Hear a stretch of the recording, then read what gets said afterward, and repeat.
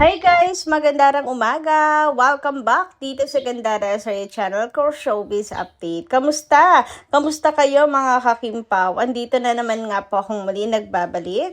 Ang nagmamaganda rin yung kachismasang kimpaw. Wala na pong iba ang lokaret na si Gandara SRU upang maghatid sa inyo ng latest update and fresh happenings patungkol kina Kim Chiu and Paula Avellino. And yes, tayo po ay may imamarites na naman sa inyo ngayong umagang ito. Pero bago po ang lahat, sa mga di pa nakaka-subscribe sa ating channel, pakiclick lang po tayo natin subscribe button dyan at notification bell na nariyan sa baba upang kayo po'y maging updated at ma-notify tuwing may bago tayong chika at balita hinggil sa Kimpaw. Basta mga balita na may kinalaman kina Kim Chiu and Paula Avellino, sagot na nga po natin yan. And nais din po pala natin magpasalamat sa mga kakipi natin na nakatutok araw-araw sa ating daily updates. At bilang pasasalamat, may ilan po tayo na piling basahin komento ngayong umagang ito. Kaya sa mga bago lang po dyan, at kung kayo yung mga kimpaw, ay tumutok din po kayo parate sa atin araw-araw. So, ang first commenter nga natin for this morning ay si Ma'am Remy Ramos. Shoutout po sa inyo, Madam. Magandarang umaga at kamusta kayo? Sabi niya, hello Miss Gandara. Paulo pa rin ako. I am not a fan of Incognito, nor any other palabas na may barilan at patay-patayan as in main story. Romance action, 80 over 20% will be fine for me. Also, if Kim will start shooting this serye, by the time Paolo finishes his ganap with the Dean, Kim will be busy, then Paolo will be waiting, then the same cycle na naman. Magiging sobra silang busy. Mawawalan sila ng time to do things that they usually do together. Example, jogging, cycling, coffee dating, etc. Parang LDR sila ulit. So, near and yet, so far. Also, near and yet so far. Yes. Also, they will promote their own event na kasama other partners. Sad yan. They might grow apart and Kimpa will start to break. The bashers will rejoice if this happens. Let no one break the equation. Let no one break the equation. Kim plus Pao is equal to Kim Pao. Paulo's ganap with Nadine is a special case. So please, no to other partners for Kim and Paolo. Go back to Kim Pao ulit. Sapat na yon. And itong Incognito kasi, di ba mga kakipi, series yan. So, matagal na taping yan mga kakipi. Or shooting. Matagal. Unlike dito kina Pao, na parang movie yung ginagawa. So, mabilisan lang siya. And wala pa namang ganap si Kimi. I mean, nilulubos-lubos niya kasi marami naman po siyang endorsement sa ngayon. Mabilis lang din ang pag-iintay natin. Pero kung si Kim mapapartner nga sa iba at magiging part ng isang series, mukhang dyan na nga mag-uumpisan lumubog ang KP. Kasi makapag-iintay ba mga Kim Pao fans kung sakali? Baka po mga ka-KP, habang may ginagawang project si Kim, magsimula na yung magsimula na yung bashing, magsimula na yung pagkainip na mga KP, magsimula na magraratrat sa social media. And tingin nyo kapag ganun ang nangyari, babalik pa ang Kim Pao? Mukhang hindi na, malabo na siya mangyari kasi makikita ng management na buwag na. Na in the first place, sila naman ang may kasalanan. Ay nako, maganda na parang wag muna, parang gano'n, mga KP, kasi hindi tayo ready. Maganda sana opportunity yon para kay Kim Chiu. Wala naman nagsasabing hindi. It's just that, kaya ba natin, mga kakimpaw? Pwede ba? Payag ba ang Kim Pao Lancia? Parang hindi mga ka-KP. So, wag na lang siguro. Marami pa namang chances, marami pa namang magandang opportunity na darating po kay Chinita Princess. At pwede namang gawin nilang magkasama ni Paolo Avellino. Tulad ng sabi ko, kung sakaling totoo yung chika na yan, sana with Paolo. Sana kasama niya si Paolo Avellino. Anyway, dumako naman tayo sa next commenter natin para sa umagang ito, si Ma'am Rosemary Chano. Sabi niya rito, may sinabi si Sir EJ Gandara, dati na this March daw ay may pasabog daw ang Kim-Pao. Yun na daw yung hinihintay ng lahat at sigurado daw, matutuwa ang Kim-Pao fans. Wala naman, pumunta lang si Paolo sa Paris. Hindi ako naniniwala na may training kasi pag meron, imposible.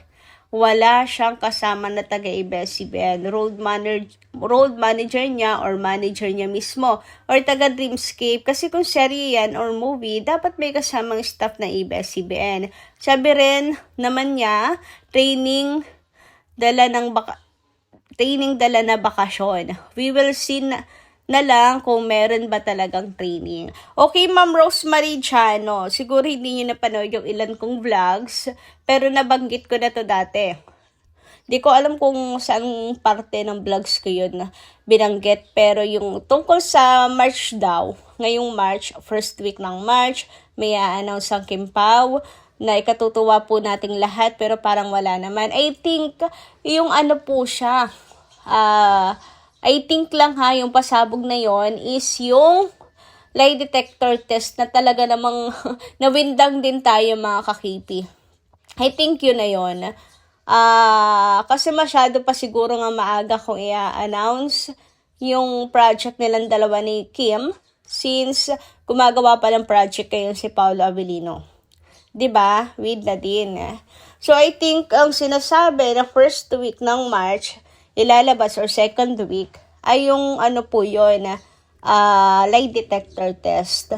Well, pasabog din naman siya kasi aminin ninyo, di ba, nawindang din po kayo. At talaga namang sobrang kinilig din. Ang dami pong revelations doon sa lie detector test. And lie detector test yun eh. Di ba? Ano man nasabihin nila Kim and Paolo, malalaman natin kung totoo o hindi. Kaya bongga talaga yung lie detector test na yun. Para sa akin, best ayuda na ginawa po ng Kim-Pao. And I think yun na yun, Ma'am Rosemary Chano. About naman sa training ni Kim, yes, may mga kasama siya dapat. Pero hindi rin natin alam kung sino mga sinama niya kasi nga, wala namang paramdam si Kim, even mga malapit kay Kim Chu, wala din pong paramdam.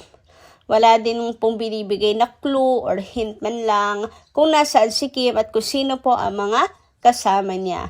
Maybe after Holy Week, baka malay nyo, di ba, mag-post, late upload, okay lang naman. Mapapagtanto at mapapuzzle din naman natin. And kung hindi niya kasama si Paolo Avellino, no worries. Walang problema doon. I mean, wala naman po kasalanan sila Kim and Paolo kung tayo man po ay nagdilulo na magkasama silang dalawa. Kasi parehas naman po silang walang ipinopost na kahit na ano. Anyway, sabi naman ni Ma'am Rosalinda Yap, shoutout po sa inyo at magandang umaga. I'm so happy for you, Kim. You follow Paolo to Paris para to take a break from Showtime. Enjoy your bonding with maski he's working. Maski he's working. In his spare time nga lang, magpasyal kayo. Ayan. Sana nga ganyan ang nagaganap sa Kim-Pao. Sana nga magkasama sila. Anyway, mag-Holy Week na po mga kakipi. Ano po ang balak ninyo? At ano rin nga kaya ang balak nila Kim and Paolo? Magkasama kaya sila or hindi? Anyway, nais ko naman po i-congratulate si Chinita Princess sapagkat sa kanyang pagganap sa The Alibay ay siya po ay talaga namang inuulan po ng papuri. Marami po ang natutuwa sa acting skills ni Chinita Princess. Marami po ang nagagalingan po sa kanya. At masasabing iba yan Kim Chu yan. Kaya napakahusay ni Kimi na artista talaga. Pag si Kim talaga ang gumanap, alam mo na matindi mga kakipi. Kaya nga marami po ang gusto ring makatrabaho si Chinita Princess. Anyway, sabi nga dito, sapul sila lahat ni Stella. Laban lang Stella, kaya mo yan. Nasa likod mo si Vincent. This is what I love about how Kim delivers her acting. Yung tipong not so exage, para it will never come up so unrealistic na. The tone, the facial expression is so lit. At syempre, may greatest respect sa mga veteran actors like si Sir John, Miss Sasha, Miss Alma, at syempre si Pau. Wow, grabe, sobrang excelente. Actually, lahat sila magagaling. Good job, Stella, na pinadukot ka pa nila. Pinag-dinner ka pa. High blood ang Gabreras. Ayan, clap, clap, clap for Kim. Bravo, galing ni Kim Chu. Versatile actress talaga. Ang sarap pakinggan naman nun, mga ka-KP, diba? Bilang fan ni Kim na nakasubaybay po tayo, since day one, ni Chinita Princess, baguhan to pagiging versatile actress. Grabe naman ngayon.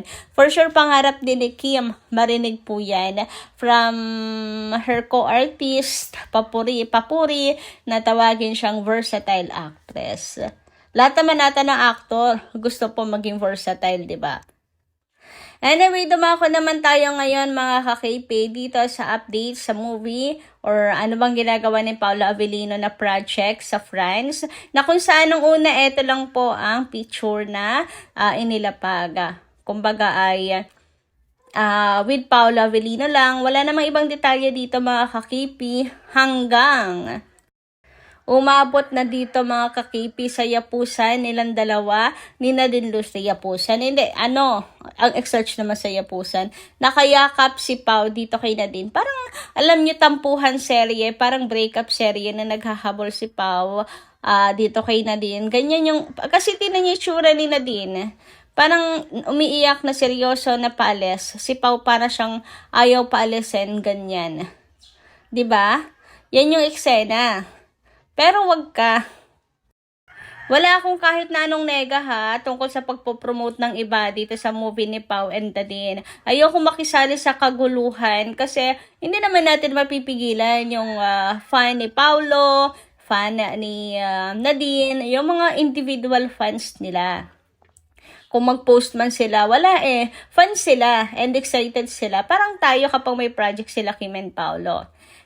Pera na lang talaga kung nagpe-pretend na Kim Pau, mga ka-KP. Pero kung Paulo's fan, hindi natin masisisi mga ka-KP na bukod sa Kim Pau's project, ipopost at ipopromote din po nila yan kahit maaga pa ang project ni Paulo with Nadine. Pero grabe naman, dito sa broken hearted si Kim sa yakapan na yan or spotted na may ibang kayakap si Pau sa Paris.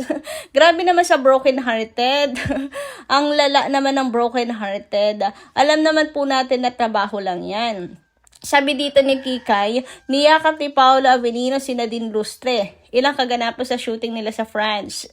Ang dami tuloy nagagalit na ibang supporters, pati mga haters nakikisakay at inaasal si Kimi na broken at kinarma daw umano ito at pinagpalit. Grabe, lawakan ng pangunawa. Kung totoong Kim Pao kayo, huwag bigyan ng ibang kahulugan. Grabe sa broken. Broken agad-agad. Ano lang naman yan. Kumbaga ay trabaho lang. Eksena lang yan. Hindi naman may kaya kapag iba si Paulo sa Paris na talagang fling or nakikipaglantian. It's work. Sabi dito, signing off na ang Kim Pao. Ipagpapalit na agad ni Paulo si Kimi. Ang bilis, may na din na agad. Iyak kayo, ha ha ha.